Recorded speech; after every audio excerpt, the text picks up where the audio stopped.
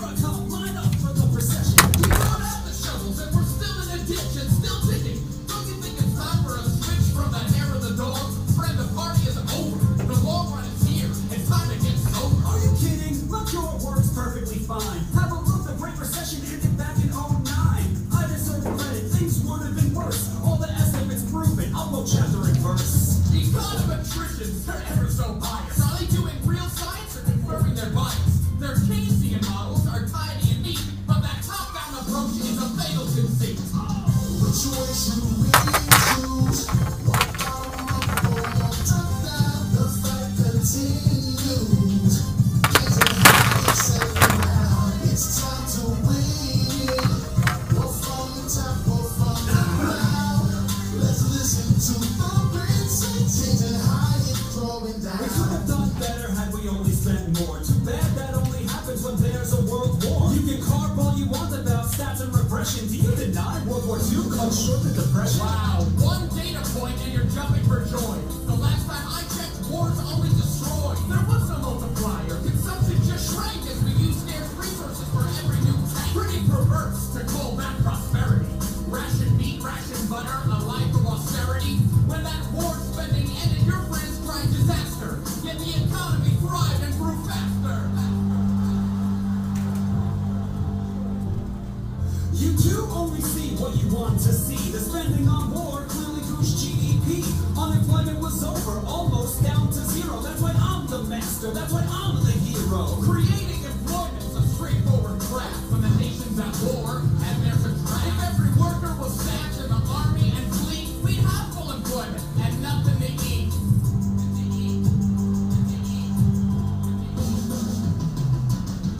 The choice you really choose. Walk out on the floor, turn down, the fight continues. Getting high in second round, it's time to win. Go from the top, go from the ground. Let's listen to the prince changing high and throwing down. Jobs are a means, not the ends in themselves. People work to live better, to put food on the shelves. Real growth means production of what people demand. That's entrepreneurship, not your central plan. My solution is simple and easy to handle. It's spending that matters. Why is that such a scandal? Money sloshes through the pipes and the sluices, revitalizing the economy's juices. It's just like an engine that's stalled and gone dark. To bring it to life, we need a quick spark. Spending's the life that gets the flow going. Where it goes doesn't matter. Just get spending flow. See slack in some sectors, that's a general glut. But some sectors are helping, only some in a rush. So spending's not free, that's the heart of the matter. Too much is wasted as cronies get fatter. The economy's not a car, there's no engine to stall. No expert can fix it, there's no it at all. The economy's us, we don't need a mechanic. Put away the wrenches, the economy's organic. The choice you really choose. Walk out on the floor, turn down, the fight continues. Getting high in second round, it's time to win. Go from the top, go from the ground.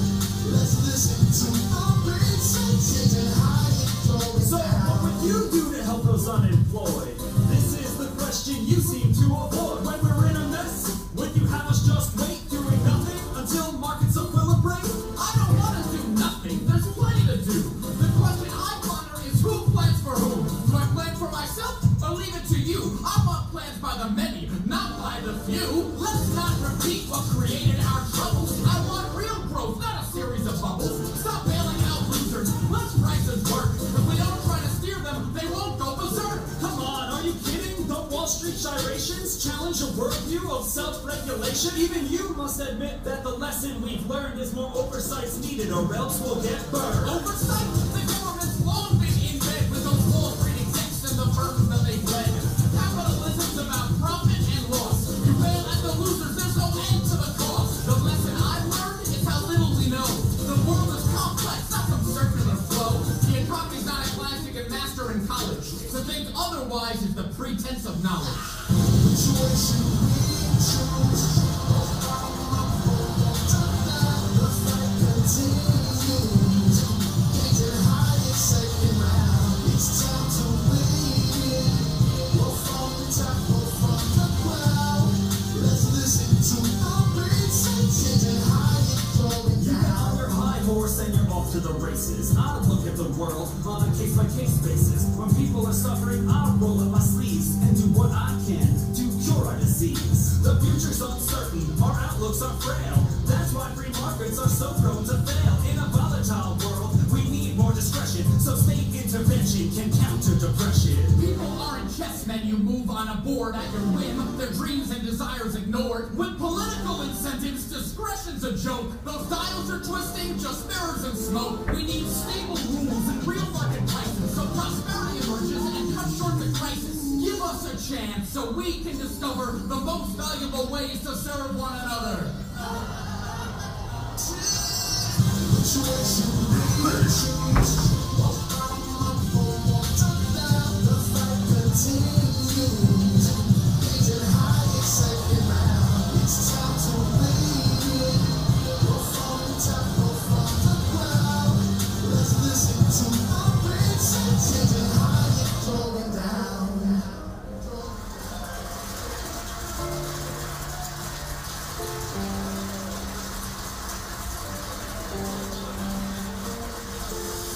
Which way should we choose? More bottom up or more top down? The fight continues. Getting high, exciting now. It's time to win. Or from the top or from the ground. Let's listen to the great sound. Getting high, going down. Come get your econ story.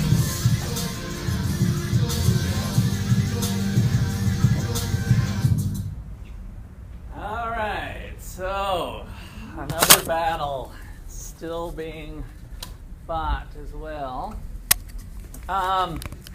So the whole chorus of that little rap situation talked about, let's see, I want to keep that down actually for a second. Talked about bottom up versus top down. And that's kind of at the heart of the story. We have about how many dollars worth of GDP? We've talked about that before. What is it, in millions or billions or trillions? How many trillions roughly? 18 if it's in nominal terms, 15 real terms, so somewhere in there, right? So we won't get too fussy once we get into the trillions on picking apart pennies. But so if we've got real GDP sitting in here, our GDP, and it is at this $17 trillion number. The Keynesians is kind of thinking like, can we support that level with proper top-down management from government? And that comes from both monetary policy and fiscal policy, right? So that was the whole top-down approach of we can tinker with markets, we can do fiscal stimulus, we can run deficits, we can increase the money supply, we can run the printing press, we can sell bonds, we can kind of mess around with things to have a real impact here on GDP. In the Hayek camp, they believe more in a bottom-up. So Hayek views things this way, that the real economy is more of a bottom-up process.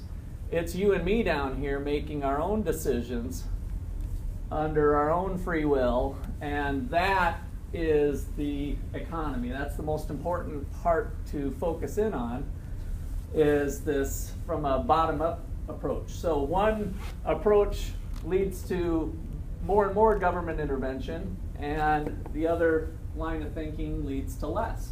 And then we kind of see this coming out in the political campaigns. Now, in the political campaigns, though, they're a lot closer together. Why is that? Why, if we start talking Republican and Democrat, that they are tending to be close together? Why is it that? Really, in some respects, Obama and Romney, they're maybe not Hayek and Keynes, right? Maybe in their approaches. Why do we get that result? As a president, you kind of got to please everybody. You can't just please one side. Okay, and so who especially do they please? Do they aim to please in political situations? Yeah. Do they worry about the extremes? The far leftist or the far rightist, right? They play to the middle, right? And so there's something in public choice theory of the median voter theory that really you just have to please the median voter. Who is that one person that would make or break the vote? And so both parties have incentives, the way our system's set up, to play to the middle, to play to the median voter. And so that's why their policies start to get kind of wishy-washy in the middle and playing, and that there's not any distinct parts to it that they might kind of start to blur. Whereas here, Hayek and Keynes are taking really different approaches. One believes that this is an important part of managing the economy. Hayek believes you can't manage the economy. It's so complex. And so one of the kind of neat things I think to remember from that Hayek brought to the table in result to bigger government is something called the fatal conceit. It was mentioned in I think both raps, the fatal conceit. And that is some people taking kind of an elitist view in a sense that they can figure out the economy. Hey, this is just like engineering, right? That we might have we got an engineering program that we're going to start here, and it's just like construction and building. We can kind of construct the economy. And Hayek, through his work, and he wrote a lot of papers on this, tried to illustrate that you can't figure it out. It's way too complex, and if you get involved with it, your tendency is to mess things up more than you're actually helping, and leading to bubbles and bursts. And so if the government's plan is to try to smooth out those ups and downs that we talked about last time, his argument would be you might be fostering ups. You might be making it more volatile rather than less volatile. And so the fatal conceit is the conceit of individuals to think that they could actually figure it out. And the system will be better. I'm smarter than you. That's kind of the elitist thing, right? I'm smarter than you. Let me figure it out. We'll just trust everything to some really smart people at the top, and they'll figure it out for us. Whereas Hayek would say we're a lot better off letting people figure out what's best for themselves. In fact, some economists would come out and say there is no public good. When people say, well, this is for the common good, that's why we're doing this. Well, what is the common good? If we are all a collection of individual human beings, we're going to have people that oppose views. Does that mean that it's good enough as long as the average person says it's okay? Or it seems like in some cases we go back, well, we should be watching out for the least of us, would be the John Rawls theory of morality, right? We should watch out for the least of us. Well, that's not necessarily the average of us, right? So you got all these things going on, and people in this camp tend to believe in individual liberty and to protect individual decisions, and so that the government isn't using coercion to collect taxes and pay for things, and they'd rather see more of the individual choice. So that's part of what makes economics fun, especially at the macro level, is that there's mysteries out there that economists continue to try to figure out.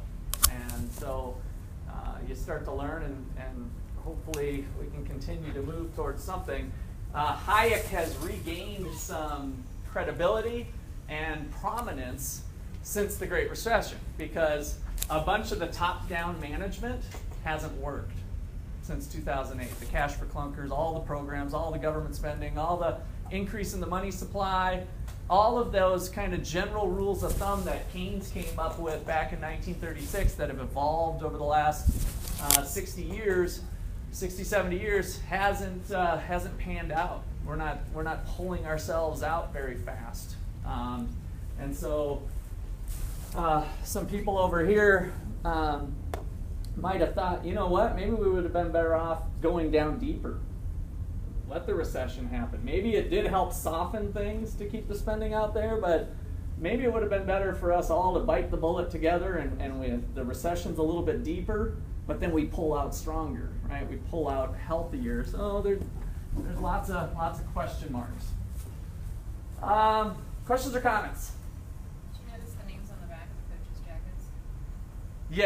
Yes. Well, I remember seeing Say. And Malthus. And Malthus was in there too. Okay, so yeah, those are some people that you've seen in your readings maybe. Say's law, supply creates its own demand, was Say, and that would be more on the Hayek camp. Malthus was the one who was coined from saying economics is the dismal science that will, remember when we did the economic growth of, we'll never get better prosperity because whenever we start to get richer, we start to have more babies. And so population growth starts to offset. That was Thomas Malthus back in, I think it was the 1800s sometime. So, I wanted to show you one other distinction here is why I kept the screen down.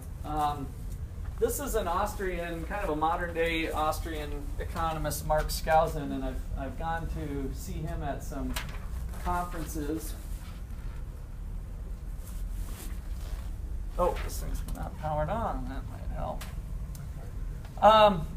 Basically, he has been arguing to the government to start thinking about other measures of the economy. So he's not a big fan of gross domestic product as an aggregate measure of spending. And remember, one of the things that you had to learn about gross domestic product was that we used it because we didn't want to double count if we were using inputs and outputs. We didn't want to do the double dipping. He says we should double dip.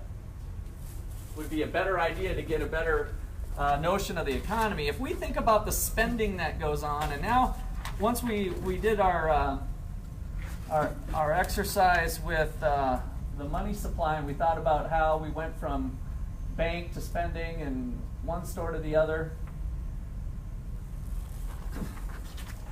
This is his thoughts on the. Get any clearer than that? Actually, it's a little fuzzy on this paper, so it might not get any better. But you get the picture here. So here's final output, GDP, that we count on. But he has estimated and thinks about the economy and the stages of spending that goes on. We start with the bucket of resources, right? Land, labor, capital, entrepreneurship. Somebody makes that initial purchase. And that's kind of the start of the spending cycle. Somebody buys those initial resources, they go to the owners of those resources, and then there's a spending cycle that starts. And then we put those resources into production, and we make a final product. There's a bunch of distribution at the wholesale level to get all that product out. There's another level of spending that goes on there. And then finally we get GDP. And so we only count that final sale price of GDP so that we don't factor in that the double counting thing. But what he argues is that we're missing out on a lot of important data to explain business cycles. And so he has estimated what he calls gross output. And these dark bars, it's kind of hard to read here, this is GDP. And so this is a different way of thinking about the business cycle, the ups and downs. So we got time, 2005, 2006, 2007. And if we use his measure of the double counting of we're counting gross output, it better reflects what goes on with the volatility in the economy than GDP. GDP doesn't vary as much, right? So he's wanting to track that spending a little closer, and that ends up being a better predictor of the business cycle. So that's one argument, and it's again kind of bolstered here with the recent events, and it shows how big of a recession we're actually in. It's a lot maybe bigger than what it looks like here. All right, questions or comments there? Yeah. Yep.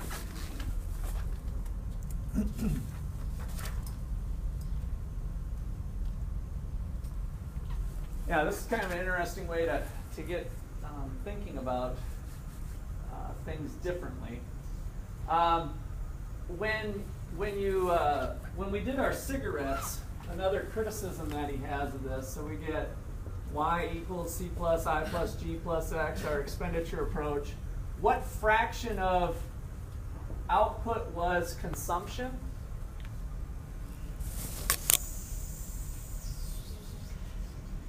60, a little higher, 70. It was 70%, so the largest chunk. And so by having this, this was all started around the Keynesian era here, right? Where we start to see, well, there's the government. Government spending makes up 20% of the economy currently, roughly. We're like, wow, we just got to get people spending money, spend, and then that'll make everything good for output. When you calculate it this way, consumption ends up being 40% of the picture. And it starts to show the importance of investment in the economy and how much it really makes up when we start thinking about buying intermediate goods, right? If we start thinking about investment that way, we start to see a different picture. And the focus now becomes more on investment is what they're arguing rather than always on spending. That spending, we can spend our way out of a recession, which it seems like has been pretty well overturned at this point from the Great Recession. All right, questions, comments there? I have a question. Yes? Economics is